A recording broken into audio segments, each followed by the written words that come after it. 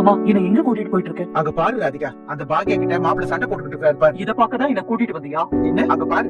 விடுமா, எதுக்குமா பிரச்சனை? வெளிய எல்லாரும் பாத்துட்டு இருக்காங்க. ஏய், நான் பிரச்சனை பண்றேனா? நம்ம வீட்டு முன்னாடி வந்து இவர் தான் கத்திட்டு இருக்காரு. இவரை கேளு, எதுக்கு பிரச்சனை பண்ணிட்டு இருக்காருன்னு. போக சொல்ல, முதல்ல போக சொல்ல. நீங்க பண்ணது எவ்வளவு பெரிய அயோக்கியத்தனம்னு உங்களுக்கு இன்னும் புரியவே இல்லையா? நூத்துக்கணக்கான ஆளுங்க சாப்பிடுற சாப்பாட்டுல விளையாடி இருக்கீங்க. யாராவது ஒருத்தர் உயிருக்கு ஆபத்து வந்திருந்தாலும் என்ன ஆயிருக்கும்னு யோசிச்சு பாத்தீங்களா? என் ரெஸ்டாரண்ட்டுக்கு வந்து சாப்பிடுறவங்களுக்கு நான் தானே பொறுப்பு. ஒரு பொறுப்பான ரெஸ்டாரண்ட் ஓனர் என்ன பண்ணணுமோ அதைத்தான் நான் பண்ணிருக்கேன். நியாயமா நீங்க இங்க வந்து கோவமே படக்கூடாது. பண்ண தப்ப நினைச்சு வெக்கம் தான் படணும்.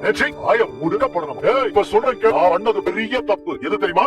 இறந்து போனாரு அந்த மிஸ்டர் ராமமூர்த்தி, பெரிய மனுஷன். அவர் பேச்ச கேட்டு உன்னை போய் கல்யாணம் பண்ண பாரு, அதுதான் நான் பண்ண பெரிய தப்பு. பேசுற பாத்தியா? என்னடி பிரச்சனையா இருக்கும்? பாக்கியா, நீ உள்ள வா. இதுக்கு மேல பேச வேண்டாம். இருங்க அத்தை, நானும் இந்த கதையை ரொம்ப நாளா கேட்டுட்டு தான் இருக்கேன். என்ன கல்யாணம் பண்ணது தப்பு, என்ன கல்யாணம் பண்ணது தப்புன்னு மூச்சுக்கு முன்னொரு தடவை சொல்லிக்கிட்டே இருக்கீங்க. நானா வந்து உங்ககிட்ட என்ன கல்யாணம் பண்ணிக்கோங்கன்னு சொன்னேன்? நானா அந்த தப்ப பண்ண சொன்னேன்? நானா முட்டாள்தனமா இந்த வேலையை பண்ணுங்கன்னு சொன்னேன்? 3 பசங்க ஆனதுக்கு அப்புறம், அதுலயும் மூத்தவனுக்கு கல்யாணம் ஆனதுக்கு அப்புறம் நீங்க வந்து சொன்னீங்களே, எனக்கு இவளோட வாழ பிடிக்கல, இவள டைவர்ஸ் பண்ண போறேன்னு, எனக்கு பிடிச்ச பொண்ணை கல்யாணம் பண்ணிக்க போறேன்னு சொன்னீங்கல்ல. இப்ப வந்த தைரியம் உங்களுக்கு ஏன் முன்னாடியே வரல? உங்க அப்பா என்ன காமிச்சு கல்யாணம் பண்ணிக்கோன்னு சொன்னார்ல, ஏன் பேசாம இருந்தீங்க? எனக்கு இவ்வளவு பிடிக்கலன்னு சொல்லிருக்க வேண்டியதானே? உங்க வாழ்க்கையும் நல்லா இருந்திருக்கும், என் வாழ்க்கையும் நல்லா இருந்திருக்கும்.